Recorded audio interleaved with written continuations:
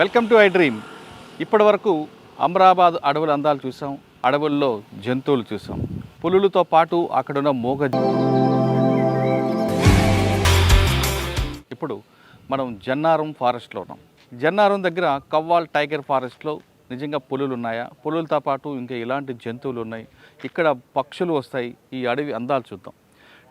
Jannaram tiger forest అనగానే చాలామందికి పక్కనే ఉన్న చంద్రాపూర్, తడబా నుంచి చాలా పులులు వస్తుంటాయి.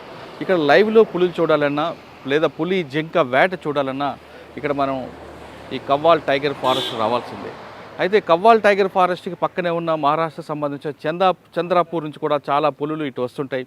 ఆ పులులు ఏ విధంగా ఉంటుంటాయి, కొన్ని పులులు రాకపోవడానికి ప్రధాన కారణం ఏంటి, అంతేకాకుండా ఇక్కడ కేవలం పులులే కాకుండా జంతువులు ఏ విధంగా ఉంటాయి, ఉదయం సమయంలో బర్డ్ వాక్ జరుగుతుంటుంది, ఆ బర్డ్ వాక్ ఏ విధంగా జరుగుతుంది, వీటన్నిటితో పాటు ఈ అడవులను కాపాడడానికి అటవీ శాఖ అధికారులు చేస్తున్న కృషి ఏ విధంగా ఉంది, అన్నిటికన్నా ఇంపార్టెంట్ తీసుకుంటే పోడు భూముల యొక్క వివాదం ఇక్కడే కుదిరిపోతుంది. కాబట్టి ఆ పోడు భూముల వ్యవహారంలో అటవీ శాఖ అధికారులు నిరంతరం వాళ్ళతో ఏ విధంగా పోరాటం చేస్తున్నారు విషయాలు మనతో మాట్లాడడానికి ప్రస్తుతం డిఎఫ్ఓ గారు మాధవరావు గారు మనతో ఉన్నారు. ఆయన అడిగి ఈ టైగర్ ఫారెస్ట్ మనం ఈ ఫారెస్ట్లోకి వెళ్దాం. కవ్వాల్ టైగర్ ఫారెస్ట్లోకి వెళ్ళి అక్కడ ఎలాంటి యాక్టివిటీ జరుగుతున్నాయి, పోడు భూముల వ్యవహారంలో వాళ్ళు చేస్తున్న పని కృషి ఏ విధంగా ఉంది, అంతేకాకుండా ఈ అడవి సంపదని ఈ ప్రకృతిని కాపాడడానికి అటవీ శాఖ అధికారులు చేస్తున్న కృషి ఏ విధంగా ఉంది, మాధవరావు గారితో పాటు వాళ్ళ టీం ఎలాంటి వర్క్ చేస్తుంది, ఇక్కడ ఉన్న పక్షులు కాపాడడానికి, ప్రకృతి కాపాడడానికి వాళ్ళు చేస్తున్న పని ఏ తీరులో ఉందన్న విషయాన్ని మాధవరావు గారు మన ప్రస్తుతం ఉన్నట్టు కవ్వాల్ టైగర్ ఫారెస్ట్ సఫారీలో వెళ్తూ మాధవరావు గారితో మాట్లాడదాం.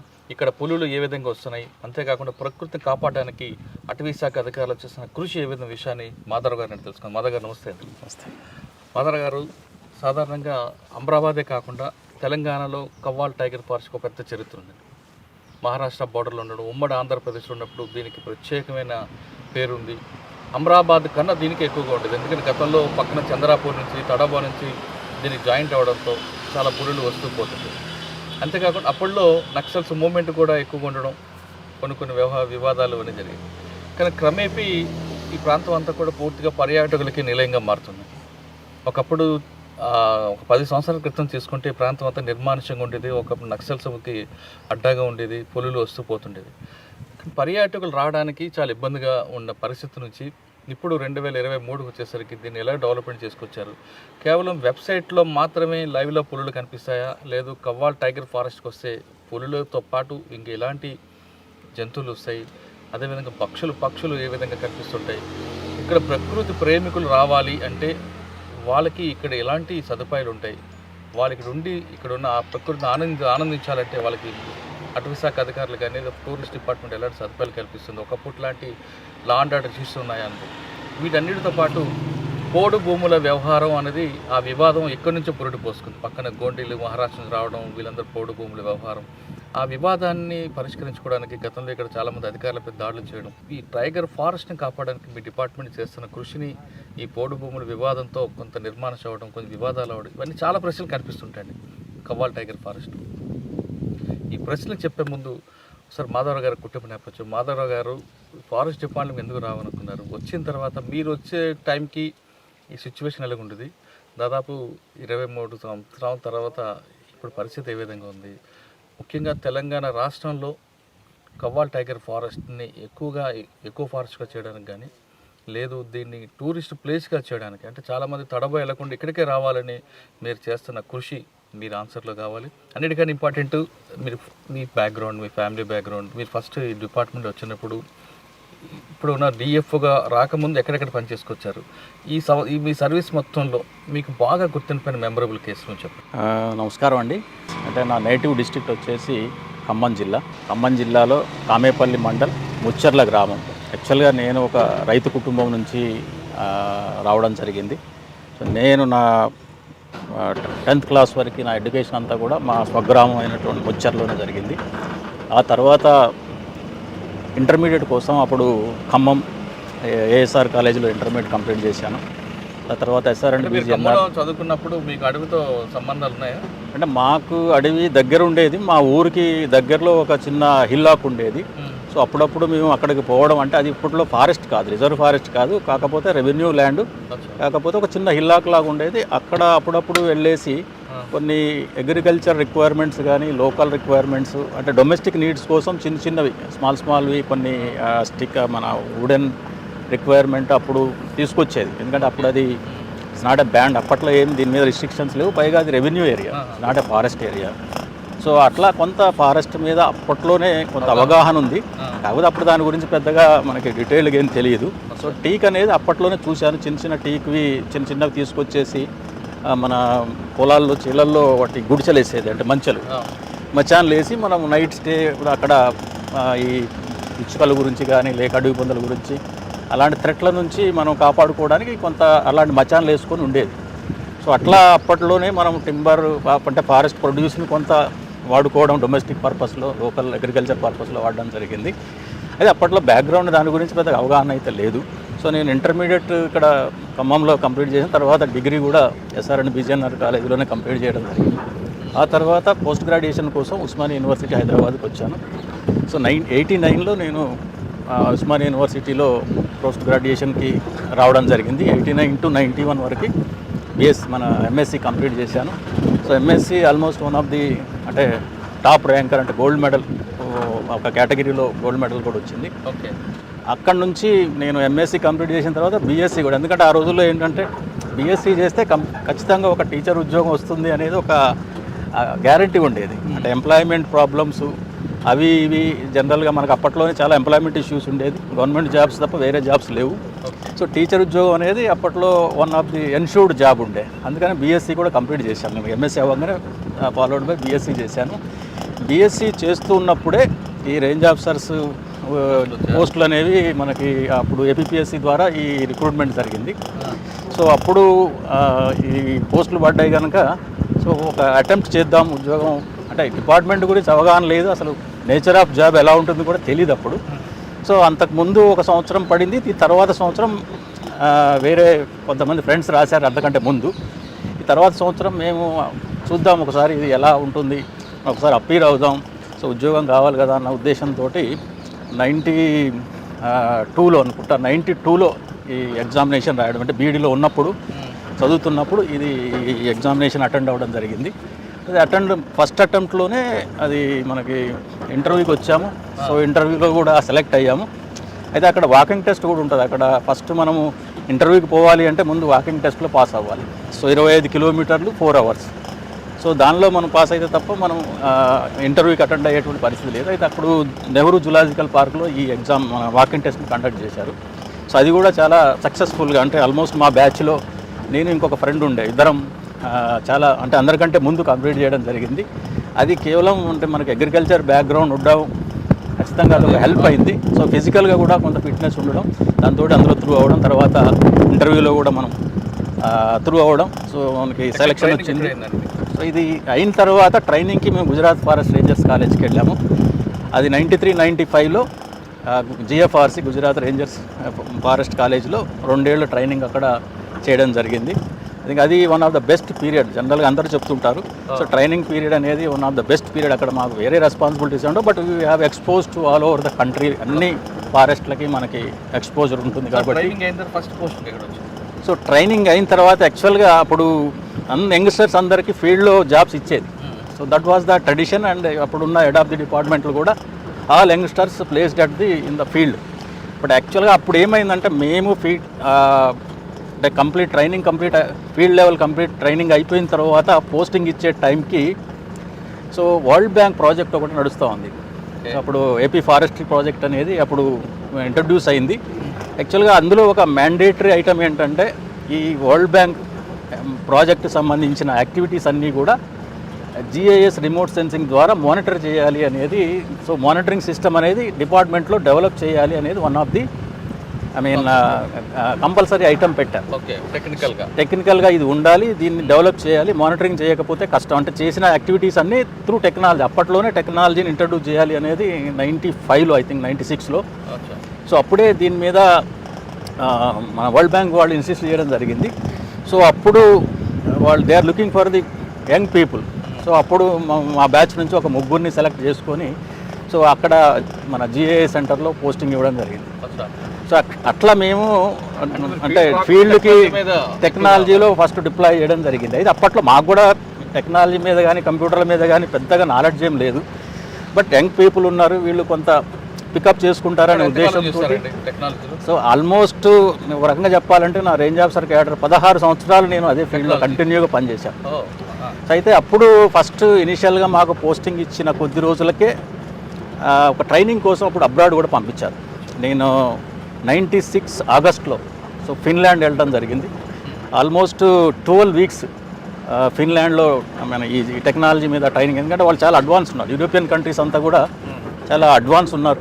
సో దాని మీద ఫీల్డ్ ట్రైనింగ్ తీసుకోవడం జరిగింది. అంటే టెక్నాలజీ విత్ ఫారెస్ట్, అంటే ఫారెస్ట్ మేనేజ్మెంట్లో టెక్నాలజీ రోల్ ఏంటి, జిఐఎస్ రోల్ ఏంటి, అంటే అక్కడ వాళ్ళ రిక్వైర్మెంట్ వేరే రకంగా ఉండేది. ఎందుకంటే their complete economy depends upon the forest ఫిన్లాండ్లో.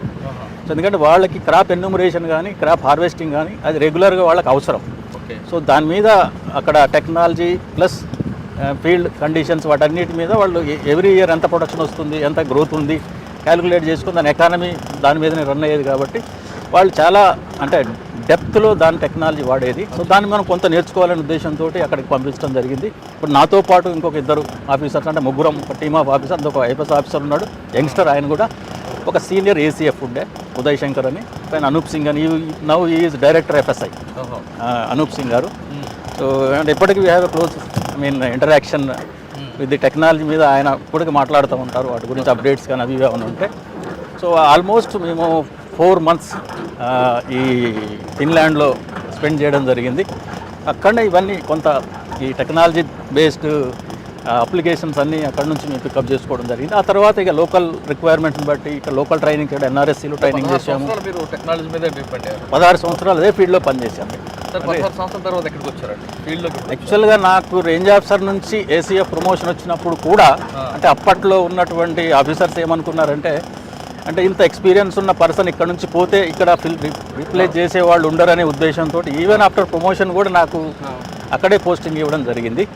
సో దాంతో ఏమైందంటే, అంటే నాకు కూడా ఒక స్టేజ్ తర్వాత ఒకటే ఫీల్డ్లో కంటిన్యూస్గా ఇన్ని రోజులు పనిచేయడం అనేది కొంచెం అది సాచురేటెడ్గా అనిపించింది.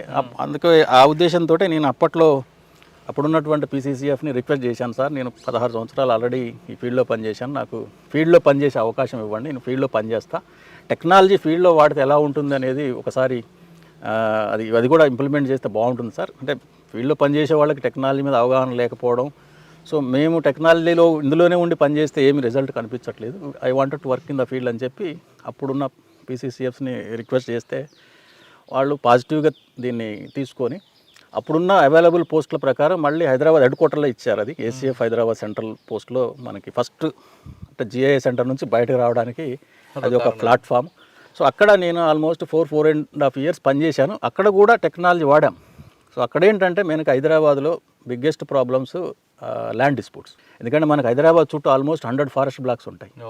సో ఇవన్నీ కూడా డిఫరెంట్ నోటిఫికేషన్స్ ద్వారా అవి డిక్లేర్ చేయడం జరిగింది. వాటి డిఫరెంట్ మ్యాప్స్ ఉన్నాయి, రెవెన్యూ మ్యాప్స్ ఉంటాయి, ఫారెస్ట్ మ్యాప్స్ ఉంటాయి. వీటన్నిటిని కంబైన్ చేసి మనం ఒక సొల్యూషన్ తీసుకొని రావాలి. అంటే డిస్ప్యూట్స్కి we have to take all source మనం కన్సిడర్ చేయాలి. ఎందుకంటే మనం ఓన్లీ మన మ్యాప్ చూస్తే రెవెన్యూ మ్యాప్స్ వేరుంటాయి.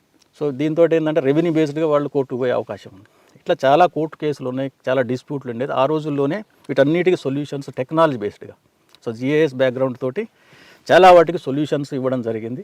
సో చాలా కేస్ స్టడీలు కూడా అప్పట్లో మనం అది రికార్డ్ చేయడం కూడా జరిగింది. అంటే ఎట్లా సార్ ఆ టైంలో మీకు బాగా గుర్తుండిపోయిన కేసు, ఎందుకంటే అప్పట్లోనే రాణి కొమ్మిదేవి గారు కూడా గ్రీన్ బెల్ట్ అంటే ఒకటి వేయడం అదొక వివాదం అయింది అప్పట్లో. ఇది కంప్లీట్ డిఫరెంట్ పిక్చర్. యాక్చువల్గా డిస్ప్యూట్స్ అన్నీ కూడా ప్రైవేట్ అండ్ ఫారెస్ట్కి సంబంధించినటువంటి డిస్ప్యూట్స్ ఇవి. ఎందుకంటే చాలా ఏరియాస్లో ఏంటంటే ల్యాండ్ వాల్యూ పెరగడంతో, ఇప్పుడు 2012-13లో నేను అక్కడ పనిచేసింది. సో అప్పటికే ల్యాండ్ వాల్యూస్ చాలా డబుల్ ది కాస్ట్, అంటే చాలా ఫాస్ట్గా ఇంక్రీజ్ అయ్యింది. పీరియడ్లో మీకు గవర్నమెంట్కి బెనిఫిట్ చేసే ఒక కేసు అండ్ స్టడీ అని చెప్పగలరా? అట్లా చాలా ఉన్నాయి మనకి. ఎందుకంటే ఇక్కడ ఈ మనకి రికార్డ్స్ సరిగ్గా లేకపోవడంతో ఏమవుతుందంటే చాలామంది ప్రైవేట్ పీపుల్ రకరకాల పట్టాలు వేరే కాగితాలు పట్టుకొచ్చేసి క్లెయిమ్ చేసేటువంటి సందర్భాలు చాలా ఉంటాయి. సో వాటన్నిటిని మనం ప్రివెంట్ చేయడానికి ఈ టెక్నాలజీ ఖచ్చితంగా హెల్ప్ అవుతుంది. ఎందుకంటే మనకి ప్రూఫ్ లేకుండా కోర్టులో ఎంతసేపు మనం చేస్తే వాళ్ళు only they will see that only statements ఉంటాయి.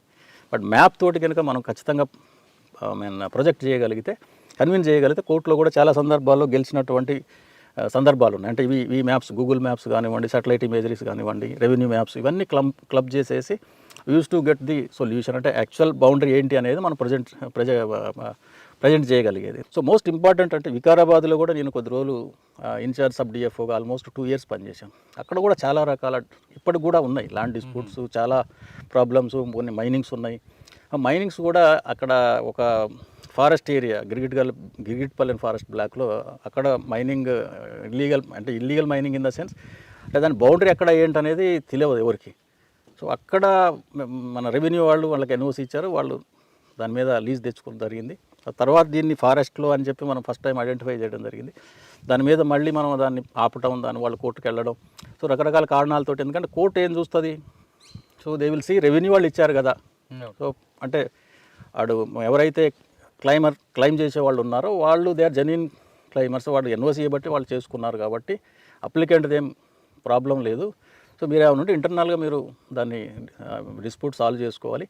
సో ఆ విధంగా కోర్టులు కూడా ఇంటర్ఫియర్ అని కొద్ది రోజులు ఆపడం జరిగింది అది కంప్లీట్గా. కాకపోతే ఏంటంటే కోర్టులు ఇంటర్వ్యూ రావడం, వాటికి మన మిడ్ టర్మ్ రివ్యూ వాళ్ళు కొన్ని జడ్జిమెంట్లు ఇవ్వడం, వాళ్ళకి పర్మిషన్స్ ఇవ్వడం, దానివల్ల మళ్ళీ కొంత జరుగుతూ ఉంది. సో ఇట్లాంటివి కొన్ని రెవెన్యూ మన ఫారెస్ట్ డిస్ప్యూట్లని చాలా ఐడెంటిఫై చేయడం, కోర్టు మనకు కొన్ని ఫేవర్గా మరి జడ్జిమెంట్ రావడానికి కూడా ఉపయోగపడుతుంది. అవి రెగ్యులర్గా నడుస్తూ ఉన్నాయి కొన్ని చోట్ల. కొన్ని ప్రివెంట్ చేయగలిగాం. అంటే మన ఈ బౌండరీ ఇక్కడ వరకు ఉంది కాబట్టి మీరు ఫర్దర్గా రావడం లేదు. కొన్ని ఎంక్రోచ్మెంట్లు మనం అంటే ఖాళీ చేయడం, కొన్ని ప్లాంటేషన్ చేయడం, వాటిని క్లియర్ బౌండరీ లేకపోవడం వల్ల కూడా ఎంక్రోచ్మెంట్ అయినాయి. అంటే కొన్ని చోట్ల ఏమవుతుందంటే ఎంక్రోచ్మెంట్ కంటే కూడా రెవెన్యూ వాళ్ళు ఏంటంటే వాళ్ళకి అసైన్మెంట్ చేస్తూ ఉంటారు. అంటే వాళ్ళకి రికార్డులో ఉంటుంది, బట్ ల్యాండ్ చూపించరు. ఆ రికార్డులో పలానా సర్వే నెంబర్లో 100 ఎకరాలు ఉంది. సో 100 ఎకరాలు వాళ్ళు 100కి 150 ఇచ్చిన సందర్భాలు ఉన్నాయి. రికార్డు అందే ఉంటుంది, but they will be giving by force కావచ్చు, సిచ్యువేషన్ కావచ్చు, డిమాండ్ చేయొచ్చు. వాళ్ళు ఏదో కాగితం ఇస్తే పోతారు కదా అని చెప్పి ఇచ్చేస్తారు. దాంతో ఏమైందంటే వాళ్ళు ఓవర్ అండ్ అబోవ్ ఫారెస్ట్ ఏరియాలోకి వచ్చేసి అది చూపెట్టేసి they are residing over they, ఇది మాకు పట్టా ఇచ్చారని చెప్పిన సందర్భాలు అట్లా ఉన్నాయి. చాలా అట్లాంటివి కూడా తీసాం బయటికి. కాకపోతే ఏంటంటే వాడు అవి పెట్టుకొని చూపెడతారు. కొన్ని సందర్భాలు ఏంటంటే వాళ్ళు ఉన్నది 100 ఉంటే 100కే ఇస్తారు. కాకపోతే they location will be inside the forest. వాడు యాక్చువల్గా ఇచ్చిన లొకేషన్లో వాళ్ళు ఉండరు. ఎందుకంటే వాళ్ళు అది ఫీల్డ్లో డిమార్కెట్ చేసేవారు చాలా సందర్భాల్లో. సో వీళ్ళు ఏంటంటే కంఫర్టబుల్ ప్లేస్లో వచ్చి ఈ పట్టా చూపెడతారు, వాడు ఫారెస్ట్లో ఉంటాడు. ఓకే, ఇట్లా చాలా రకాల డిస్ప్యూట్స్ ఉండేది. వీటన్నిటి మీద వాళ్ళకి మళ్ళీ అవగాహన కల్పించడం. ఇప్పుడు రెగ్యులర్గా ఫారెస్ట్ అండ్ రెవెన్యూ ఈ మీటింగ్స్ పెట్టేసి చాలా వరకు రిజాల్వ్ చేశారు. రీసెంట్ పాస్ట్లో కూడా చాలా మన ఈ కోఆర్డినేషన్ మీటింగ్స్ అయినాయి రెగ్యులర్గా, కంటిన్యూస్. ఎందుకంటే ఈ రెవెన్యూ ఈ ల్యాండ్ డిస్ప్యూట్ అనేది it is a continuous problem. చాలా అంటే ఇది ఇవాళ రేపు ఈ వాల్యూస్ పెరగడంతో, ల్యాండ్ వాల్యూ పెరగడంతో బాగా జనాలు వీటిని కోర్టుకు పోవడం, రకరకాల ప్రాబ్లమ్స్ క్రియేట్ చేయడం, అంటే కొంచెం థ్రెటన్ చేసే పరిస్థితి ఉంది. నేను కూడా చాలా సందర్భాల్లో థ్రెటన్ చేశాను. నేను అక్కడ పనిచేస్తున్నప్పుడు కూడా చాలామంది పర్సనల్ కేసులు కూడా వేశారు నా మీద బై నేమ్. జనరల్గా ఏంటంటే బై డిజిగ్నేషన్, బై క్యాడర్ వేస్తారు. బట్ కొంత వాళ్ళు అంటే మనని సైకలాజికల్గా వీక్ చేయడం కోసం మా స్టాఫ్ మీద వేసిన సందర్భాలు ఉన్నాయి. పర్సనల్గా నా మీద కూడా బై నేమ్ వేసినటువంటి సందర్భాలు ఉన్నాయి. సో ఏంటంటే డిమోరలైజ్ చేయడం కోసం కొన్ని ఇలాంటివి చేస్తూ ఉంటారు. బట్ అయినా సరే మనం we are going in right direction కాబట్టి అలాంటివి ఏం పెద్దగా పట్టించుకోకుండా మనం చేయాల్సినవి మనం చేసుకుంటూ వెళ్ళడం జరిగింది. But that was a great experience. అప్పట్లో అక్కడ పనిచేసిన రోజుల్లో ఇది రెగ్యులర్గా ఉండేది ఏదో ఒక problem. Though it is not my jurisdiction, అంటే కొన్ని ఏరియాస్లో నా జురిడిక్షన్ కాకపోయినా అప్పుడున్న ఆఫీసర్స్ ఏంటంటే బికాజ్ ఈ knows about the technology you will give the better solution అని చెప్పి అన్ని ఇష్యూస్ కూడా నా దగ్గరికి వచ్చేది. So I use to give the అంటే వాళ్ళకు కూడా ఒక క్లారిటీ ఇచ్చేది. సార్ ఇది ఇలా ఉంది, ఇది ఎలా ఉంది, సో ఇది మనం ఇలా చేయొచ్చు, దీనికి పోవచ్చు, మన కోర్టుకు పోయినా సరే పర్లేదు, మనం we can consider this as a పాజిటివ్గా తీసుకొని మనం పోవచ్చు. ఎందుకంటే ఇది మన ఏరియా. సో మనకి ఎవిడెన్సెస్ ఉన్నాయి, ఈ ఎవిడెన్సెస్ మనం ప్రొడ్యూస్ చేస్తే సరిపోతుంది. సో అట్లా మనం కొన్ని వాళ్ళకి ఆఫీసర్స్ కూడా దాని మీద కొంత అవగాహన ఇచ్చేసి అది ముందుకు ఎట్లా పోవాలనే దాని మీద క్లారిటీ ఇవ్వడం జరిగింది. అట్లా దాదాపు ఒక 60-70 కేస్ స్టడీస్ ఉంటాయి అప్పట్లో. సార్ మీరు చేసిన దాదాపు 16-17 కేసుల్లో మీ మీద వ్యక్తిగతంగా వాళ్ళు టార్గెట్ చేసినా మీరు ఫైట్ చేసుకుంటూ అందరూ వచ్చారు. యాక్చువల్గా ఫీల్డ్కి ఎప్పుడు వచ్చారు? ఫీల్డ్ అంటే ఇప్పుడు 2000 అంటే ప్రమోషన్ వచ్చిన తర్వాత 2011లో నేను ఏసీఎఫ్ హైదరాబాద్ సెంట్రల్కి వచ్చాను. సో అక్కడ నా జూరిడిక్షన్ ఓన్లీ సిటీ జూరిడిక్షన్ ఉండేది. సో అప్పట్లో హైదరాబాద్ జిల్లా అంతా డిఎఫ్ హైదరాబాద్ చూసుకునేది. ఆయన జూరిడిక్షన్లో ఉండేటువంటి ఇష్యూస్ అన్నీ కూడా అప్పుడు మాకు ఈ ఇవన్నీ చూడమని చెప్పి ఇచ్చేది. ఎందుకంటే అప్పుడు ఈ ప్రాబ్లమ్స్ అన్నీ కూడా మిగతా ఏరియాస్లో ఉండేది ఎక్కువ. ఎందుకంటే సరౌండింగ్ హైదరాబాద్ చుట్టుపక్కల ఇప్పుడున్న ఓఆర్ఆర్ చుట్టూ కూడా మ్యాక్సిమం ఫారెస్ట్ ఏరియాస్ ఉన్నాయి. సో వాటిలోనే ఎక్కువ ప్రాబ్లమ్స్ ఉండేది. చాలామంది క్లెయిమ్ చేసేది కోర్టులో కేసులు ఉన్నాయి. ఇప్పుడు గుర్రంగూడ బ్లాక్ అని చెప్పి ఆల్మోస్ట్ 120 ఎకరాలు, అది maybe 200 to 300 crores work. But అలాంటి వాటిలో ఏంటంటే వాళ్ళు ఎంత లెవెల్లో అయినా ఇన్ఫ్లుయెన్స్ చేయగలిగేటువంటి పరిస్థితి ఉంది. ఎందుకంటే 200-300 కోట్ల వర్త్ అంటే వాడు ఏ లెవెల్కైనా వెళ్తారు. ఈవెన్ జడ్జిలు మేనేజ్ చేసే పరిస్థితి కూడా ఉంటుంది. సో ఇవన్నీ ఇష్యూస్ని మనం హ్యాండిల్ చేయాలంటే ప్రాపర్ డాక్యుమెంట్ ఉండాలి, పర్ఫెక్ట్ ఎవిడెన్సెస్ ఉండాలి. ఇవన్నీ ఉంటే తప్ప మనం చేయలేము. బట్ అయినా సరే కొన్ని సందర్భాల్లో మనకి ఎగనెస్ట్ కూడా జడ్జిమెంట్లు వచ్చే పరిస్థితి ఉంది. అది నాకు అప్పీల్ చేసుకోవాలి, కొన్ని సుప్రీంకోర్టు దాకా పోవాల్సి వస్తుంది కొన్ని సందర్భాల్లో. సో ఇట్లా అంటే ఇలాంటివి ఇప్పుడు ఇంకా ఎక్కువ అవుతూ ఉన్నాయి. హైదరాబాద్ సరౌండింగ్ డిఎఫ్ఓలు అందరూ చాలా వరకు ఈ కోర్టు కేసులతోటే చాలా ఇబ్బంది పడేటువంటి పరిస్థితి ఉంది. ఎందుకంటే వాల్యుబుల్ ల్యాండ్స్ అవి మనం వదిలేయలేము. అట్లా అని చెప్పి సైలెంట్గా ఉంటే మ్యాక్సిమం మనం ఇది పోయే అవకాశం ఉంది. ఓకే. సో ఇవన్నీ మనం హ్యాండిల్ చేయాలంటే ప్రాపర్ రికార్డు ఉండాలి, ప్రాపర్ మ్యాపింగ్ ఉండాలి, కన్విన్స్ చేయగలగాలి కోర్టులో కూడా. ఎవిడెన్సెస్ అన్నీ కూడా పక్కాగా మనం చేసి ఇవ్వాల్సిన పరిస్థితి ఉంటుంది. ఖచ్చితంగా టెక్నాలజీ అనేది ఇలాంటి వాటిలో మనకి హెల్ప్ అవుతుంది. సో దట్స్ వేర్ అంటే టెక్నాలజీ ఒక ముఖ్య ఉద్దేశం కూడా అదే. సో మనకి చాలా అంటే మనం సింపుల్గా చేసుకోవడానికి, ఎవిడెన్స్ మనం ప్రొడ్యూస్ చేయడానికి. సో దీన్ని ఇప్పుడు ఈవెన్ క్రైమ్లో కూడా చాలామంది టెక్నాలజీ వాడుతున్నారు. ఇవాళ రేపు పోలీసులు కూడా సో టెక్నాలజీ లేకపోతే అసలు కోర్టు కూడా యాక్సెప్ట్ చేస్తున్నాయి. ఇంతకుముందు ఒక అప్రహెన్షన్ ఉండేది, కోర్టులు యాక్సెప్ట్ చేస్తే లేదు. ఇప్పుడు అలాంటి ప్రాబ్లం లేదు, కోర్టులు కూడా మనం యాక్సెప్ట్ చేస్తున్నాయి. టెక్నికల్ ఎవిడెన్స్ ఉంటే వాళ్ళు that is taking as a priority evidences nowadays. So ఎందుకంటే అవి దానిలో మనం ఆల్టర్ చేయడానికి ఉండవు కొన్ని ఎవిడెన్సెస్. కొన్నిట్లో కొంత పాసిబిలిటీ ఉంది, but some of the evidences nobody can change. ఇట్లా శాటిలైట్ ఇమేజ్లు అలాంటి వాటికి మనం ఏమి చేంజ్ చేయడానికి అది. అండ్ ఫీల్డ్లో మీరు ఎప్పటి నుంచి స్టార్ట్ చేశారు? 2012 నుంచి ఫీల్డ్లో, అంటే అక్కడ హైదరాబాద్లో. ఆ తర్వాత ఒక సంవత్సరం 1.5 year హెచ్ఎండిఏలో పనిచేశాను. హెచ్ఎండిఏలో అర్బన్ ఫారెస్ట్రీ ఉంది, అక్కడ 1.5 year పనిచేశాను. ఆ తర్వాత ఫారెస్ట్ అకాడమీలో ఒక సంవత్సరం పనిచేశాను, దూలపల్లి. మంచి ఎక్స్పీరియన్స్ ఉంటుంది.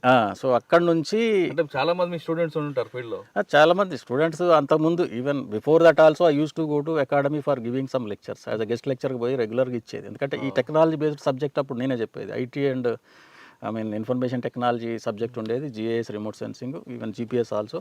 సో అప్పుడు రెగ్యులర్గా even though I'm not part of the faculty, guest ఫ్యాకల్టీకి వెళ్ళేది ముందు నుంచి కూడా. ఓకే. సో 2019లో అప్పుడు ఇక్కడ పోస్టింగ్ ఇవ్వడం జరిగింది. యాక్చువల్గా అప్పుడు ఇక్కడ పనిచేసేటువంటి ఎఫ్డిఓ రవీంద్ర, మా బ్యాచ్మెంట్ అతను కూడా, ఆయన ఇక్కడ రిటైర్ అవ్వడం జరిగింది.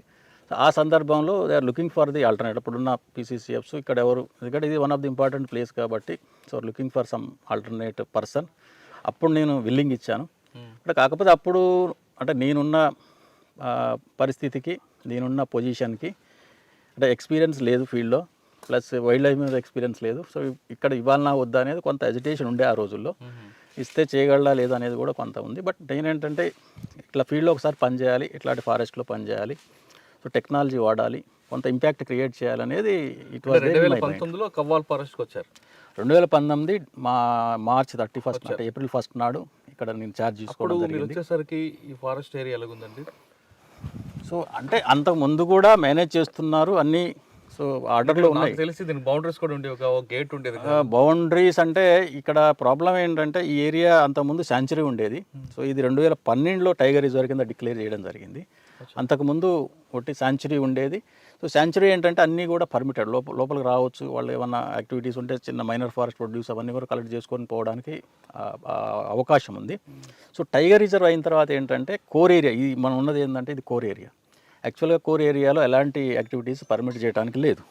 బట్ ఇక్కడ ఏమైందంటే అంటే అంతకుముందు ఉండే అలవాటు ఏదైతే ఉందో జనాలు అదే అలవాటుతోటి లోపలికి రావడం, మొత్తం తిరగడం, అన్ని రకాల డిస్టర్బెన్స్ ఉండేది. అంటే టైగర్ రిజర్వ్ కోర్ ఏరియాలో కూడా it is highly disturbed with the biotic pressure.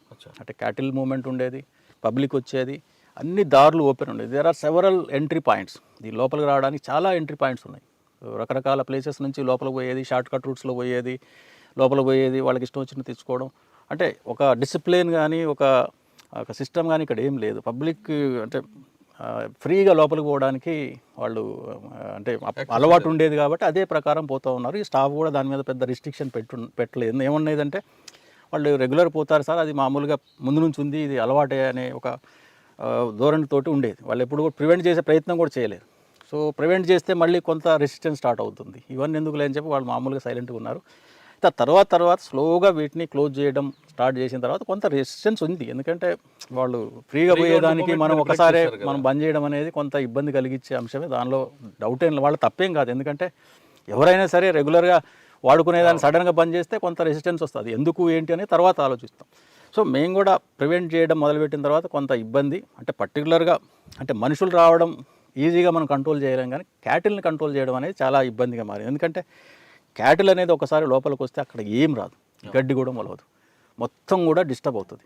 So అందువల్ల ఏంటంటే ఈ క్యాటిల్ మన మూమెంట్ తోటి చాలా వరకు హ్యాబిటాట్ అంతా కూడా డిస్టర్బ్ అయింది, డ్యామేజ్ అయింది. సో దాన్ని మనం రిస్టోర్ చేయాలి. రిస్టోర్ చేయాలి అంటే ఫస్ట్ మనం క్యాటిల్ని రిస్ట్రిక్ట్ చేయాలి. At the same time we have to see the interest of the people also. It is not that మనకి ఏదో పశువులకు లోపల రావద్దు అంటున్నారు, మరి పశువులకి గడ్డి ఎక్కడ? అదే చెప్తున్నాను. ఇప్పుడు మనము పశువులకు లోపలికి రావద్దు అన్నప్పుడు వాటికి కావాల్సిన ఆల్టర్నేట్ కూడా చూపించాలి. ఎందుకంటే మనం కోర్ ఏరియా కాబట్టి నేను రానియను, నీ ఇష్టం ఎక్కడికో పో అని చెప్పి అంటానికి లేదు. ఎందుకంటే we have to look at the interest of the people also. అంటే ఇక్కడ ఏమవుతుందంటే ఇక్కడ ఉండే ఒక 2-3 వేల పశువులకి మొత్తం ఏరియాని వాళ్ళు వాడేస్తున్నారు, అవసరం లేదంత. ఇక్కడ వాళ్ళకు ఉండే క్యాటిల్ పాపులేషన్ అంతా వాడికి ఎంత ఏరియా సరిపోతుంది. ఎందుకంటే అంతకుముందు ఎవరు చెప్పలేదు కాబట్టి మొత్తం ఏరియాని వాడేసుకున్నారు. నేనేం చెప్పానంటే మీకు ప్రతి విలేజ్కి కొంత ఏరియాని మనం కేటాయించడం జరిగింది. అంటే మనకి డిస్టర్బ్ కాకుండా ఏదైతే సెగ్మెంట్స్ ఫ్రాగ్మెంటేషన్ ఏరియాస్ ఉన్నాయో అవన్నిటిని వాళ్ళకి అలాట్ చేయటం, వాటి మ్యాప్ ద్వారా చూపెట్టడం, డిమార్కేట్ చేయడం, వాళ్ళందరికీ దాని మీద లోకల్ సర్పంచ్లు వాళ్ళందరికీ కూడా అవగాహన కల్పించడం, ఇవన్నీ చేశాం. అయితే ఇనిషియల్గా కొంత రెసిస్టెన్స్ ఉంటుంది న్యాచురల్గా. ఎందుకంటే వాళ్ళు మొత్తం వాడుకునేది మనం ఒకసారి తగ్గియాలి అన్నప్పుడు కొంత ఇబ్బంది ఉంటుంది. సో దాని మీద చాలా రకాలుగా ధర్నాలు చేయడం, కొన్ని ఇబ్బందులు పెట్టడం ఇవన్నీ జరిగినాయి. ఈవెన్ పొలిటికల్గా కూడా కొంత ప్రెజర్స్ వచ్చినాయి. మేము కన్విన్స్ చేసాం. ఎందుకంటే ఇది టైగర్ రిజర్వ్, కోర్ ఏరియా, మనం వైల్డ్ లైఫ్ కూడా ఉండాలి, మనమే కాదు అవి కూడా బతకాలి, వాటికి కూడా మనం కొంత స్పేస్ ఇవ్వాలి, అవి కూడా డెవలప్ అవ్వాలని చెప్పి కొంత కన్విన్స్ చేయడం జరిగింది. సో ఒక 1.5-2 ఇయర్స్లో వాళ్ళు కొంత సైకిల్లో మెంటల్గా కూడా కొంత ప్రిపేర్ అయ్యారు. ఫస్ట్లో ఏంటంటే ఇది మాది, ఎవరు ఎట్లా వస్తారు అనే దాని మీద ఉన్నారు. స్లోగా ఏంటంటే మెంటల్గా వాళ్ళు కూడా ఏంది, ఇది కోర్ ఏరియా అట, పోకూడదట, ఇందులో పోతే ఇది నాట్ పర్మిటెడ్ అంటే అలాంటి లేదు, రూల్ ఒప్పుకోదు. సో ఇలా కొన్ని వాళ్ళ డిస్కషన్స్ అయ్యి కొంత వాళ్ళు ప్రిపేర్ అవ్వడం, ఇచ్చిన ఏరియాలలో వాళ్ళు కొంత అడిగారు, కొంచెం డెవలప్మెంట్ చేయండి, ఇందులో కొంచెం గ్రాస్ వచ్చేటట్టు చేయండి, అలాంటివి ఏమైనా ఉంటే ఓకే, అలాంటివి మనం సాల్వ్ చేసుకుందాం, అలాంటి ప్రాబ్లమ్స్ ఉంటే చేసుకుందాం అని చెప్పి సో దాని మీద కొంత వర్కౌట్ చేయడం జరిగింది. వాళ్ళకు కొంత ఏరియాస్ మనం ఎలకేట్ చేయడం జరిగింది. ఒకవేళ వేరే సందర్భాల్లో వాళ్ళకి బ్యాడ్లీ నీడ్ అనుకో ఎక్స్టెన్షన్ కూడా కొంత ఇచ్చాం, కొన్ని ఏరియాస్లో పర్మిట్ చేసాం కొంత పీరియడ్కి. ఎందుకంటే బయట మనకి అగ్రికల్చర్ టైంలో కొంచెం పీక్ టైంలో కొన్ని ఇబ్బందులు ఉంటాయి. సో మిగతా టైంలో ఏంటంటే ఇక్కడ కంటే బయటనే గ్రాస్ దొరుకుతుంది వాటి. సో ఎందుకంటే ఒకసారి ప్యాడీ హార్వెస్ట్ చేసిన తర్వాత వాళ్ళు లోపలికి రారు చాలా రోజుల దాకా. పర్టికులర్గా ప్యాడీ స్టాండింగ్ క్రాప్ ఉన్నప్పుడు, అంటే ఇది ఏరియా అంతా కూడా ఎక్కువ ప్యాడీ ఉంటుంది, ఆ పీక్ టైం వాళ్ళు కొంచెం ఇబ్బంది పడతారు. ఆ టైంలో కొంత ఎక్స్టెండ్ చేయడం అనేది కొన్ని ప్లేసెస్లో ఇవ్వడం జరిగింది. తర్వాత మళ్ళీ ఆ టైం తర్వాత మళ్ళీ దాన్ని మినిమైజ్ చేయడం. సో ఇట్లా ఒక కాంప్రమైజింగ్, అంటే వాళ్ళు కొంత కాంప్రమైజ్ అవ్వడం, మేము కొంత కాంప్రమైజ్ అవ్వడం. So that way we have find out some solution. ఎక్కడ తగ్గాలో అన్నది నేర్చుకున్నారు. ఎందుకంటే వాళ్ళకు కూడా మనం కొంత ప్రయారిటీ ఇవ్వాలి. బట్ అయినా సరే కొన్ని సందర్భాల్లో గేట్లు బల్లగొట్టారు, కొంత వాల్స్ కూలగొట్టారు, ఇవి జరిగినాయి, జరగలేదని కాదు. అందులో కొంత లీడర్స్ ఉంటారు, వీళ్ళు కొంత వాళ్ళని ప్రొవోక్ చేయడం. లోపల రాకుండా మీరు కంట్రోల్ చేశారు, వాళ్ళతో కాంప్రమైజ్ అవుతున్నట్లు, అంటే వాళ్ళకి ఒక అవగాహన రావడంతో వాళ్ళే తగ్గించుకోవడానికి తీసుకొచ్చారు. రెండు ఉంటాయి అందులో. వాళ్ళకి కూడా కొంత మనం ఎడ్యుకేట్ చేయాలి. ఎందుకంటే ఇది మీరు సమస్యని సమస్యలాగా చూడండి. ఏదో మేము బంద్ చేస్తున్నాం కాబట్టి మేము లోపలికి వచ్చేస్తాం అనేది కాదు. ఇక్కడ సమస్య ఏమున్నది, మీకు ఎంత ఏరియా ఇస్తున్నాం, మీకు ఎంత కావాలి, మీకున్న పశువులు ఎన్ని. సో దానికి మీకు 10,000 హెక్టార్లు మేము ఇక్కడ ఎలకేట్ చేసినాం. ఉన్న ఒక 15-20 విలేజెస్ ఉంటాయి ఇక్కడ, అంటే పర్టికులర్గా కోర్ ఏరియాకి, మనకి border to the core area. So 15-20 విలేజెస్కి దాదాపు 10,000 హెక్టార్లు ఇచ్చాం. అంటే ఇది reasonably good amount of area, తక్కువేం కాదు. కాకపోతే ఏంటంటే వాళ్ళకి మొత్తం ఏరియా యూజ్ వాడుకునేది, వాళ్ళు క్యాటిల్ లోపలికి వదిలేసి వాళ్ళు ఫ్రీగా ఉండేది. అట్లాంటిది ఇప్పుడు ఏంటంటే వాళ్ళు క్యాటిల్తో పాటే ఉండాల్సి వస్తుంది. ఎందుకంటే ఎక్కడన్నా అడ్జసెంట్ అగ్రికల్చర్ ల్యాండ్స్ ఉంటే అందులోకి వెళ్ళిపోతాయి. సో ఆ ప్రాబ్లం ఉంది. అందుకని వాళ్ళు ఏంటంటే మీ మొత్తం ఏరియా కావాలి అనే దాని మీద ఎక్కువ స్ట్రెస్ చేసేది.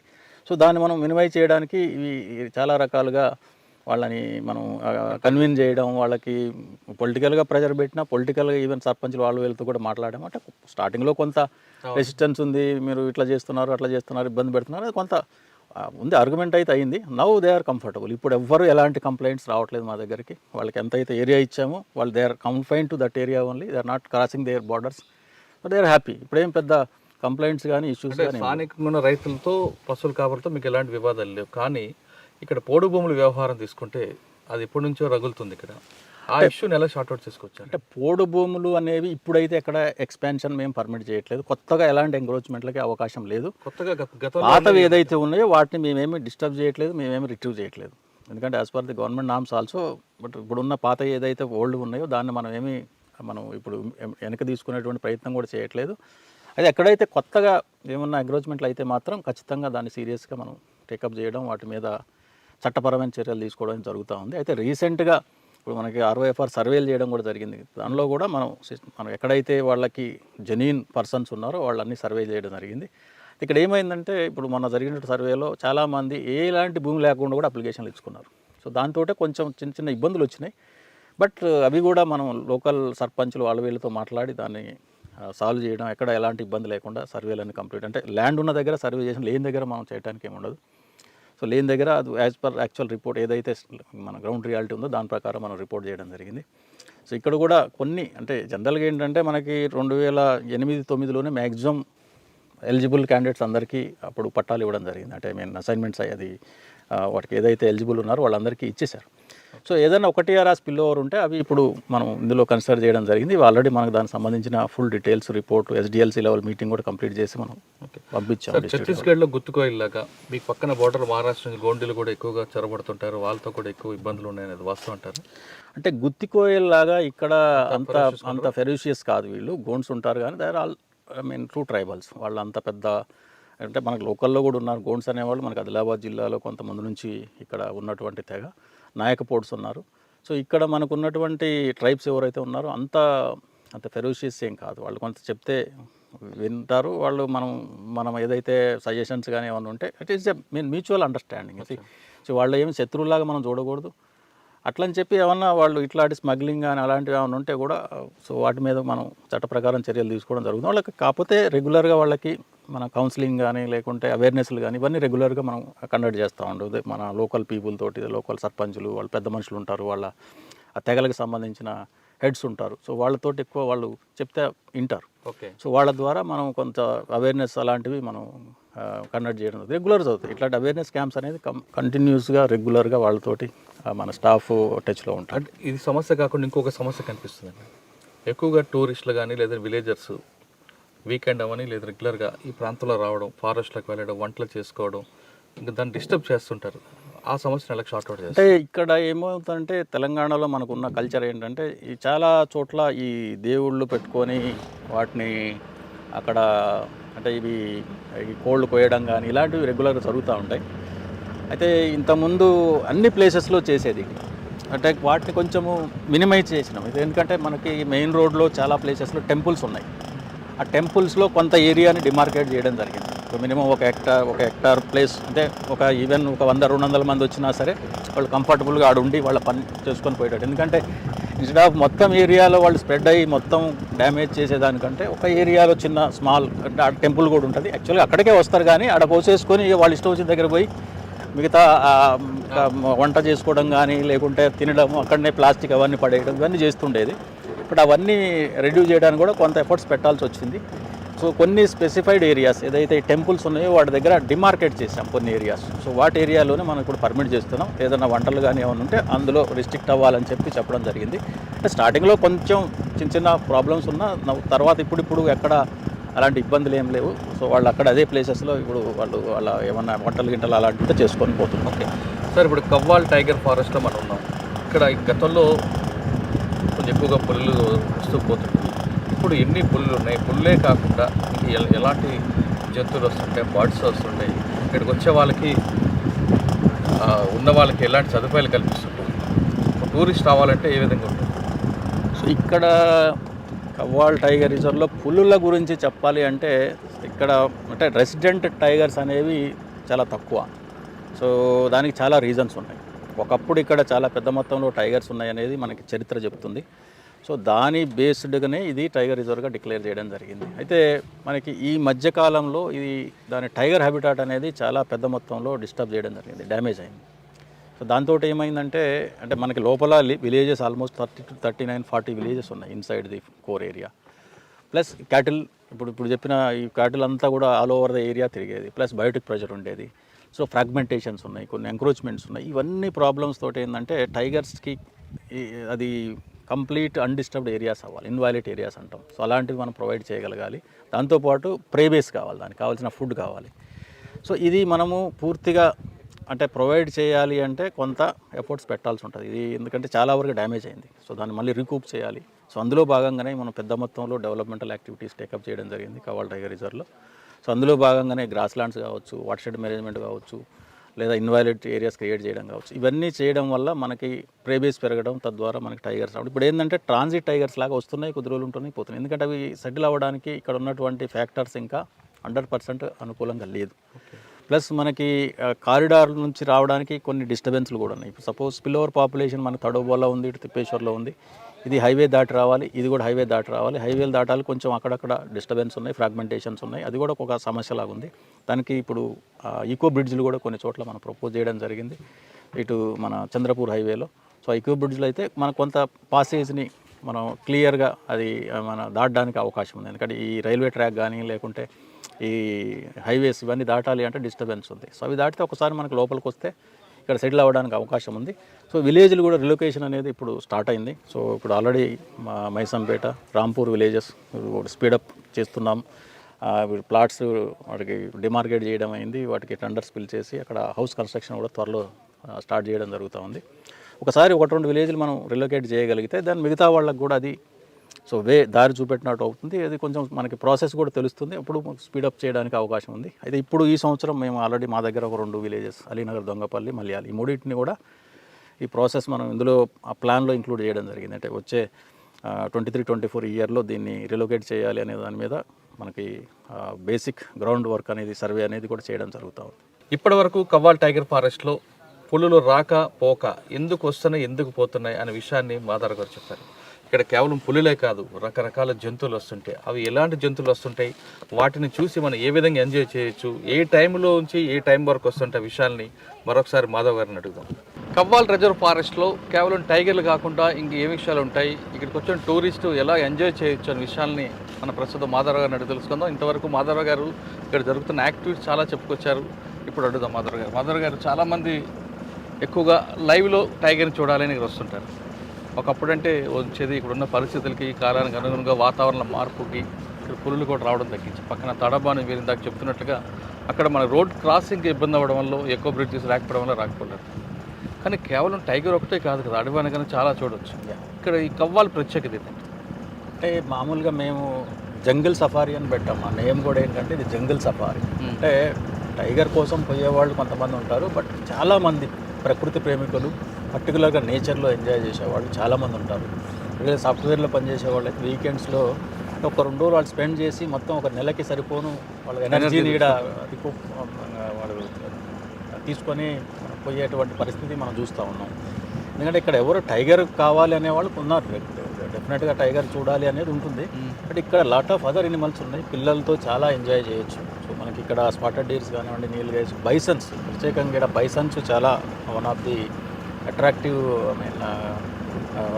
ఇది అనుకోవాలి. ఎందుకంటే ఈ సీజన్లో పర్టికులర్గా డిసెంబర్, జనవరి నుంచి బైసన్స్ బాగా కనిపిస్తాయి.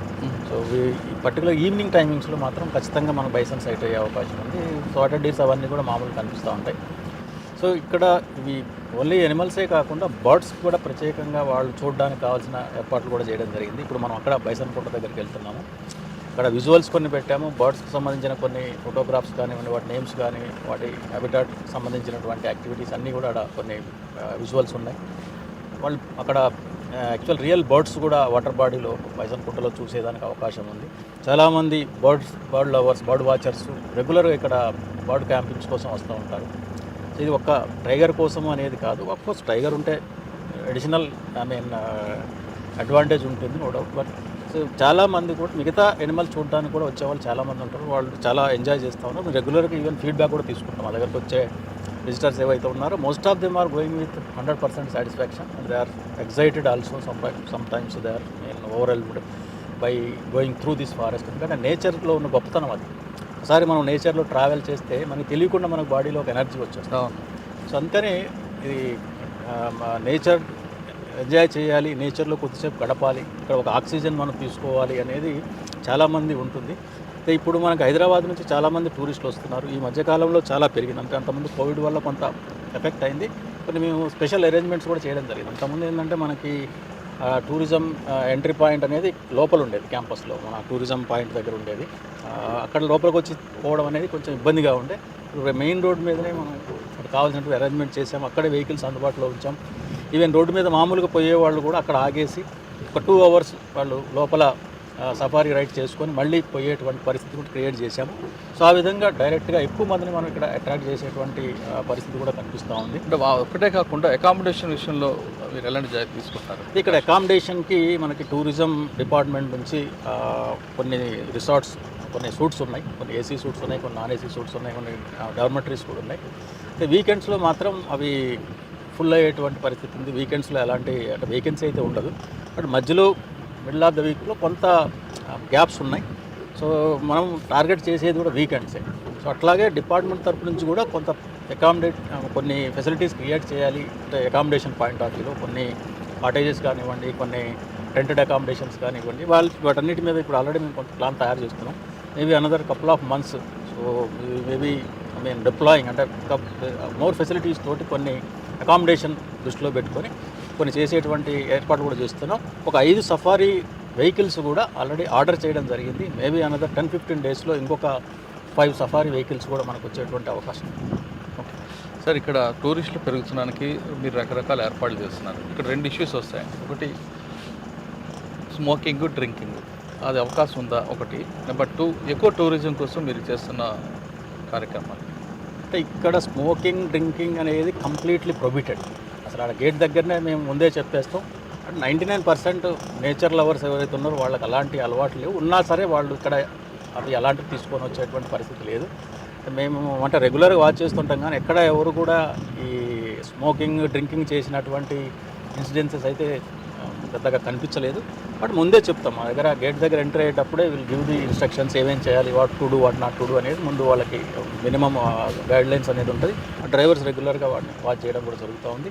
వాళ్ళు కూడా time to time they are giving instructions వాళ్ళకి చెప్తూ ఉంటారు, ఎలా ఉండాలి ఏంటి, మధ్యలో దిగటాలు, అటు ఇటు పోవటాలు అవన్నీ కూడా చేయడానికి లేదు. హంటింగ్ కూడా ఉంటుంటుంది. హంటింగ్ లాంటిది ఇక్కడ లోపల ఉండే సవాలే లేదు. బట్ ఇంతకుముందు అంటే ట్రైబల్స్ వీళ్ళు కొంచెము హంట్ చేసి అంటే వాళ్ళు తినేది, ఇంతకుముందు ఒక అలవాటు ఉండేది. బట్ ఇప్పుడు హంటింగ్ యాక్టివిటీస్ చాలా వరకు బంద్ అయిపోయినాయి. ఎక్కడ ఎలాంటి హంటింగ్స్ కూడా మనకి కేసెస్ నమోదైనట్టు కూడా లేవు. అచ్చా, ఎక్కువ టూరిజం గురించి మీరు ఏం చేస్తారు? See, it is a part of the exposure. Eco-tourism means just we are providing some environment education as a part of tourism. So అందుకు దాంట్లో పాటు ఇక్కడ మేము ఇప్పుడు బైసన్కుంట దగ్గర ఒక ఎన్విరాన్మెంటల్ ఎడ్యుకేషన్ సెంటర్ పెట్టాము. ఎందుకంటే లోపలికి వచ్చినప్పుడు ఏంటంటే వాళ్ళ మైండ్ సెట్ అంతా కూడా ఫారెస్టే ఉంటుంది. సో అక్కడ మనం కనుక క్యాచ్ చేయగలిగితే, వాళ్ళ మైండ్స్ని మనం క్యాచ్ చేసి కొంత మనము ఇంపార్ట్ చేయగలిగితే, సో వాళ్ళకి కొంత మనం ఎడ్యుకేట్ చేసినట్టు ఉంటుంది. ఇక్కడ మనం ఇప్పుడు నెక్స్ట్ పోయేటువంటి ప్లేస్ ఉంది, అక్కడ ఈ environment education, mini environment education centre అది. ఇంకా టూరిజంలో భాగంగా మన సఫారీ వెహికల్ ఖచ్చితంగా ఆడ ఒక 10-15 minutes మనం ఆడ స్పెండ్ చేస్తాం.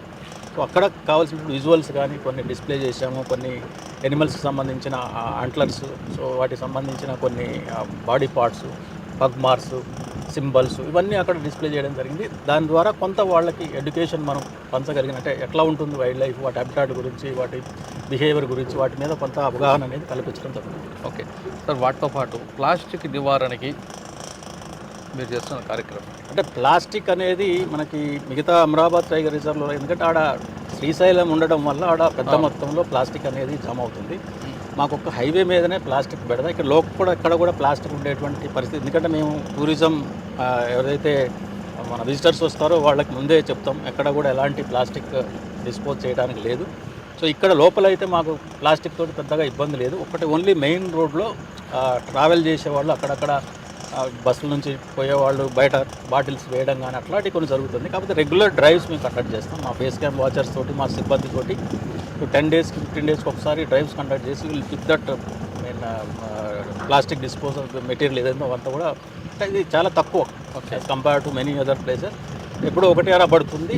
మేము రెగ్యులర్గా చెక్ పోస్టులలో కూడా ఈ ప్లాస్టిక్ వేయొద్దు అని చెప్పి వాళ్ళకి నాకాబందీ కండక్ట్ చేసినప్పుడు స్పీడ్ లిమిట్స్ మీద ప్లస్ ఈ ప్లాస్టిక్ డిస్పోజల్ మీద అంటే పడేయొద్దు అనే దాని మీద కొంత అవగాహన కల్పించడం జరుగుతుంది వెహికల్స్ వాళ్ళందరికీ. సార్ ఇప్పుడు మీ లిమిట్స్లోకి వచ్చేసరికి కోతులు విపరీతం కనిపిస్తుంటాయండి. రోడ్డు కోతులు సంచరిస్తున్నాయి, వాహనాలు జాగ్రత్తగా పంపించండి, కోతులు చనిపోతున్నాయి అంటుంటారు. నిజంగానే యాక్సిడెంట్లో కోతులు చనిపోతున్నాయి. అసలు కోతులు ఆ ప్రాంతం రాకుండా వాళ్ళ అడవికి పరిమితి చేయడానికి ఇక్కడ ఏమైనా మీరు ఫ్రూట్స్ యాక్చువల్గా అడవి లోపల నుంచి రోడ్డు అనేది అడవిలో నుంచే ఉంది. సో కోతులు అనేవి అడవిలో ఉంటాయి. సో అవి రోడ్ల మీద కూడా వస్తున్నాయి. అయితే ఇక్కడ ఏమవుతుందంటే రోడ్ల మీదనే ఉండిపోవడానికి కారణం ఏంటంటే వీళ్ళు వచ్చిపోయే వాళ్ళు అవో ఇవో ఫీడింగ్ చేస్తూ ఉన్నారు. మనం ఎంత అవేర్నెస్ చెప్పినా ఎంత చేసినా సరే మనకేంటంటే ఇది కోతి అంటే అది ఒక ఆంజనేయుడు అనే ఒక భావన చాలామందికి ఉంది. మనం ఏదో దేవుడికి వేస్తున్నాం అనే ఒక ఫీలింగ్ తోటి చాలామంది చేస్తుంటారు. అది నేరం అనే సంగతి చాలామంది తెలియదు. ఫీడింగ్ అనేది నేరం. యాక్చువల్గా వైల్డ్ లైఫ్ యాక్ట్ ప్రకారం ఫీడ్ చేయడానికి లేదు అడవి జంతువులకి. సో దాంతో ఏమవుతుందంటే అవి దానికి అలవాటు పడిపోయి ఆ రోడ్డు మీదనే అది ఉండే పరిస్థితి. ఒకవేళ వేయకపోతే అది మీదకి వచ్చి లాక్కునేటువంటి పరిస్థితి కూడా ఇప్పుడు కొద్ది ప్లేసెస్లో 2 వీలర్స్ మీద పోతే అది మీద పడి లాక్కునే పరిస్థితి. అంటే రెగ్యులర్గా వేసి సడన్గా ఎవరు వేయకుండా చాలాసేపు దానికి ఏం ఫుడ్ దొరకపోతే అది కొంచెం అగ్రెసివ్గా తయారయ్యేటువంటి పరిస్థితి మనకు కనిపిస్తూ ఉంది. సో మీరు లాక్డౌన్లో చూసినట్లయితే మా దగ్గర కూడా లాక్డౌన్లో రోడ్డు మీద ఒక్క కోతి కూడా లేకుండా మొత్తం లోపలికి వెళ్ళిపోయినాయి. ఎందుకంటే బయట ఫుడ్ వేసే వాళ్ళు ఎవరు లేరు. అవి లోపల మంచిగా సెటిల్ అయిపోయినాయి, ఎలాంటి ప్రాబ్లం లేదు. ఆ తర్వాత మళ్ళీ నెమ్మదిగా స్లోగా మళ్ళీ రావడం మొదలైంది. సో ఇదేంటంటే మనం అవేర్నెస్ క్రియేట్ చేసి ఇలాంటి ఫీడింగ్ లేకుండా చేస్తే అవి న్యాచురల్గా, ఎందుకంటే లోపల కూడా చాలా కోతులు ఉన్నాయి, లేవని కాదు, బట్ కొన్ని అక్కడ అలవాటు పడి అక్కడే ఉంటున్నాయి.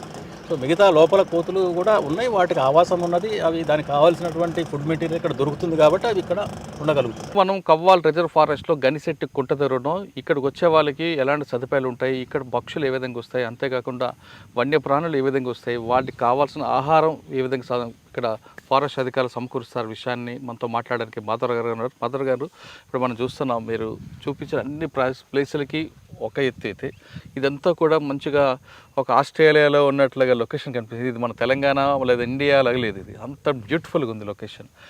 ఇక్కడికి వచ్చే టూరిస్టులందరికీ ఇక్కడ తీసుకురావడానికి ఎటువంటి ఏర్పాట్లు చేస్తుంటారు? ఇక ఈ ప్లేస్లో ఎటువంటి జంతువులు వస్తుంటాయండి? వాటర్ బాడీస్ ఎట్లయితే ఇంపార్టెంటో ఇది one of the important water body. ఇక్కడ ఈవెన్ రైనీ సీజన్లో కూడా ఈవెన్ సమ్మర్లో కూడా ఇక్కడ నీళ్ళు ఉంటాయి. సో దానికి సపోర్టెడ్ విత్ ది సోలార్, అక్కడ మనకి సోలార్ బేస్డ్ బోర్వెల్ ఉంది. ఒకవేళ ఏమైనా డెఫిషియన్సీ ఉన్నాడో, ఎందుకంటే ఇది బాగా అలవాటైనటువంటి ప్రదేశం అడవి జంతువులకి. మీకు ఇప్పుడే ఇట్లా చూసినట్టయితే అక్కడ నీల్ గైస్ పెద్ద గ్రూప్ కనిపిస్తూ ఉంది దగ్గరలోనే. అట్లాగే నిన్న పెద్ద గ్రూప్ ఇక్కడ బైసన్స్ మా వాళ్ళు అంటే రెగ్యులర్ రికార్డ్ చేస్తుంటే ఎక్కడ కనిపించినప్పుడు నిన్ననే ఇక్కడ నుంచి కొన్ని బైసన్స్ రికార్డ్ చేయడం జరిగింది. సో ఇక్కడ మామూలుగా ఏంటంటే టూరిస్టులు bird watchers bird walk conduct చేసినప్పుడు ఈ ప్లేస్లో వాళ్ళకి క్యాంపింగ్ ఫెసిలిటీ మనం అరేంజ్ చేయడం జరుగుతూ ఉంది. సో మీరు చూస్తే ఇక్కడ క్యాంప్ ఉన్నది, అక్కడ మచాన్స్ ఉన్నాయి. సో వీటన్నిటిలో కూడా వాళ్ళకి అకామిడేషన్ ఇవ్వడం, వాళ్ళు కంప్లీట్ ఒక డే ఇక్కడే స్పెండ్ చేసే అవకాశాన్ని కల్పించి, సో దీని మీద పూర్తిగా ఒక అవగాహన కల్పించాలనే ఉద్దేశంతో రెగ్యులర్గా మేము బర్డ్ క్యాంప్స్ ఇక్కడ కండక్ట్ చేయడం కూడా జరుగుతూ ఉంది. సో హ్యాబిటాట్ ఇంప్రూవ్మెంట్లో భాగంగా చూస్తే ఇది చూడండి, ఇది మొత్తం గ్రీన్ గ్రాస్ ఎట్లా మనకి ఇక్కడ కనిపిస్తూ ఉంది. ఇదంతా సైనడాన్ అనమాట. అంటే ఇది ఎనిమల్స్కి చాలా ఇష్టమైనటువంటి గడ్డి. సో పర్టికులర్గా ఇలాంటి సీజన్ సమ్మర్లో, అంటే వింటర్ తర్వాత సమ్మర్లోకి వెళ్తున్నప్పుడు మనకి బయట ఇట్లాంటి గ్రాస్ దొరకడం కష్టం. సో ఇట్లా వాటర్ బాడీస్ సమ్మర్జ్డ్ ఏరియాలో మేము స్పెషల్గా వీటి మీద కేర్ తీసుకొని ఈ సైనడాన్ని బయట నుంచి తీసుకొచ్చి ఇక్కడ ట్రాన్స్ప్లాంట్ చేయడం జరిగింది. అందువల్లనే మనకి ఇక్కడ పెద్ద మొత్తంలో ఈ సైనడాన్ గ్రాస్ ఇక్కడ మనం చూడవచ్చు. ఆ కింద బర్డ్స్ చూడండి, అందులో ఆ సైనడాన్ లోపల అవును బర్డ్స్ కూడా కనిపిస్తున్నాయి. అవి పురుగులు వాటిని అందులో కలగబోయి తినడానికి ఈ గ్రాస్లో మనకి తిరుగుతూ కనిపిస్తూ ఉన్నాయి. సరే, ఈ ప్రాంతంలో ఎక్కువగా ఎండిపోయిన చెట్లు ఇది ఒక అందంగా కనిపిస్తుంది ప్రాంతానికి. ఈ చెట్ల మీద పక్షులు ఎప్పుడప్పుడు వస్తుంటాయి, దాని పేర్లు ఏమని తెలుస్తున్నాయి? అంటే యాక్చువల్గా ఇవి డ్రై ట్రీస్ అనేవి అంటే చచ్చిపోయిన తర్వాత వాటి వాల్యూ ఇంకా ఎక్కువ, అంటే డైవర్సిటీలో మనకి బయోడైవర్సిటీలో వాటి వాల్యూ అనేది చాలా ఎక్కువ ఉంటుంది. అంటే బ్రతికున్న తర్వాత కంటే చచ్చిపోయిన తర్వాతనే వాటి మీద చాలా రకాల జీవులు వాటిని ఆధారం చేసుకొని దాని మీద ఉండేయడానికి అవకాశం కలుగుతుంది. ఇక్కడ పర్టికులర్గా ఏంటంటే వాటర్లో ఇవి సమ్మర్జ్ అయిన మునిగిపోయి ఉన్నాయి కాబట్టి ఇవి చెట్లు ఎండిపోవడం జరిగింది, ఇందులో ఉన్నటువంటి చెట్లు. బట్ వాటికి మేము సప్లిమెంటెడ్గా కొన్ని ఇట్లాంటివి ఎరెక్ట్ చేయడం, ఈ స్టంప్స్ అక్కడ వెనకాల స్టంప్స్ రివర్స్ చేసి పెట్టడం, సో బర్డ్స్ పర్చ్ చేయడానికి అంటే వాటి మీద వాలి అవి అక్కడ సేద తీరడానికి. అట్లాగే కొన్ని నెస్ట్లు కూడా మనం అరేంజ్ చేయడం జరిగింది, ఇక్కడ లోపల కొన్ని హోల్స్ క్రియేట్ చేయడం జరిగింది. అలాగే ఇక్కడ సాల్ట్ లిక్ ఒకటి ఉన్నది. సో ఇది ఎనిమల్స్ ఈ సాల్ట్ లిక్స్ని లిక్ చేసి అంటే వాటి బాడీలో ఎలాంటి న్యూట్రియంట్స్ డెఫిషియన్సీ లేకుండా ఇది మన ప్రొటెక్ట్ చేస్తుంది. అంటే న్యాచురల్గా జనరల్గా ఏంటంటే మన బాబుని బయట నుంచి కొనుక్కొని రావచ్చు, కానీ ఇది న్యాచురల్ ఉండాలనే ఉద్దేశంతో మన రా సాల్ట్ ప్లస్ ట్యాంక్ సిల్ట్ వాటి కాంబినేషన్ తోటి ఇది తయారు చేయడం జరిగింది. ఇక్కడ ఎనిమల్స్ నీళ్ళు తాగిన తర్వాత దాన్ని లిక్ చేసేసి వెళ్ళిపోతాయి. సో అట్లా వాటికి కావాల్సినటువంటి న్యూట్రియంట్స్ మనం ఇవ్వడం జరుగుతుంది. అచ్చా సార్, ఫైనల్గా చెప్పండి, కవ్వాల్ రిజర్వ్ ఫారెస్ట్ రావాలనుకున్న వాళ్ళకి మీరు ఇచ్చే మెసేజ్ ఏంటి? అంటే ఇది టైగర్ మనకి కనపడకపోవచ్చు, కానీ మిగతా అన్ని రకాల జంతువులు ఇక్కడ కనిపించే అవకాశం ఉంది. ఇక్కడ ఖచ్చితంగా పిల్లలతోటి ఒక ఫుల్ డే స్పెండ్ చేయడానికి పూర్తి అవకాశం ఉన్నది. ఇక్కడ ఫ్యామిలీతోటి పిల్లలతోటి వచ్చేసి ప్రకృతి అందాలని తిలకించడంతో పాటు అడవి జంతువులు ప్లస్ రకరకాల పక్షి జాతులను కూడా ఇక్కడ చూసేదానికి కావాల్సినటువంటి అన్ని సౌకర్యాలు ఇక్కడ ఏర్పాటు చేయడం జరిగింది. అంటే వచ్చే టూరిస్టుల కోసం కూడా, ఎందుకంటే నేచర్ని ఎంజాయ్ చేయడం అనేది అందరికీ సంబంధించింది. బట్ మామూలుగా ఎంజాయ్ చేయడానికి పిల్లలతోటి ఖచ్చితంగా నేచర్లో ఎంజాయ్ చేయడానికి ఇది one of the best place. మనకి హైదరాబాద్లో చాలా తక్కువ డిస్టెన్స్లో ఒక 4 గంటల దూరంలో ఇది మనకి కవ్వాల్ టైగర్ రిజర్వ్ ఉంది. సో వీకెండ్స్లో వాళ్ళు ఇక్కడికి రావచ్చు, స్పెండ్ చేయొచ్చు. మనకి అకామిడేషన్, మనకి టూరిజం డిపార్ట్మెంట్ నుంచి అకామిడేషన్ ఫెసిలిటీ ఉంది. లేదా డైరెక్ట్గా కూడా వచ్చేసి వాళ్ళు సఫారీ ద్వారా ప్రకృతి అందాలని తిలకించడానికి, ఆస్వాదించడానికి అవకాశం. ఓకే, ప్రకృతి ప్రేమికులకు పుట్టినిల్లు లాంటిది కవ్వాల్ టైగర్ ఫారెస్ట్. ఇక్కడ పులులు లేకపోవచ్చు, కానీ అంతకు మించిన పక్షులు అందాలు ఉంటాయి. ఇప్పుడు మనం చూస్తున్న ప్రాంతం అంతా కూడా ఇది చాలా గణేష్ లేక్ లాంటిది. ఇక్కడికి అన్ని జంతువులు వస్తుంటాయి, ఎక్కువగా ఉదయం టైంలో కానీ లేదంటే సాయంత్రం సమయంలో ఎక్కువగా వస్తే సేద తీరుతుంటాయి. ఇక్కడ పక్షులు అదేవిధంగా మూగజీవులకి ఇది పుట్టినిల్లు. ప్రకృతి ప్రేమికులు ఖచ్చితంగా ఎంజాయ్ చేయాలనుకున్నా, లేదు మీ పిల్లలకి పక్షుల గురించి కానీ జంతువుల గురించి కానీ చెప్పాలనుకున్నా, వాళ్ళకి భావితరాలకు కావాల్సిన నాలెడ్జ్ ఇవ్వాలనుకున్నా, లేదు సాఫ్ట్వేర్ ఎంప్లాయీస్ లాంటి వాళ్ళు మీరు స్ట్రెస్లో ఉండి వాళ్ళు రిలాక్స్ అవ్వాలనుకుంటే హైదరాబాద్ కేవలం 4 గంటల ప్రయాణంలో ఈ కవ్వాల్ టైగర్ రిజర్వ్ ఫారెస్ట్ ఉంది. ఇక్కడ రండి, వచ్చిన తర్వాత మీరు ఒక రోజు ఇక్కడ స్పెండ్ చేస్తే దాదాపు 1 రోజులు తగ్గట్టు మీకు ఒక బూస్టింగ్ దొరుకుతుంది అంటున్నారు మాధవరావు గారు. ఖచ్చితంగా ఆయన చెప్పడమే కాదు, ఇక్కడ మనం చూస్తున్న విజువల్స్ చూస్తుంటే, లేదా మేము తిరిగిన ఉదయం నుంచి చూస్తుంటే ఈ ప్రాంతంలో స్వచ్ఛమైన ఆక్సిజన్ దొరుకుతుంది. కరోనా లాంటి సమయంలో ఆక్సిజన్ లేక ఎంత బాధపడ్డామో, కానీ ఇక్కడికి వచ్చిన తర్వాత ఆక్సిజన్ ఎంతైనా చేసుకోవచ్చు. అన్నిటికన్నా ఇంపార్టెంట్, సిటీలో మనం ఎంత వాకింగ్ చేసినా దాదాపు అరగంట వాక్ చేస్తే మనకి ఆయాసం వస్తుంది. కానీ ఇక్కడ మీరు 24 గంటల్లో కనీసం 10 గంటలు వాక్ చేసినా మీకు ఎలాంటి ఆయాసం, ఎందుకంటే మంచి ప్రకృతి సిద్ధమైన ఆక్సిజన్ ఉంటుంది. అంత మంచి వాతావరణం ఉంది. పిల్లలతో ఖచ్చితంగా వీకెండ్లో రండి, ఇక్కడ ఎంజాయ్ చేయండి. మీకున్న ఒత్తిడిని తగ్గించుకోవడానికి చాలా best place Kawal tiger reserve forest. మరొక ఫారెస్ట్తో మళ్ళీ కలుద్దాం. అంతవరకు నమస్కారం.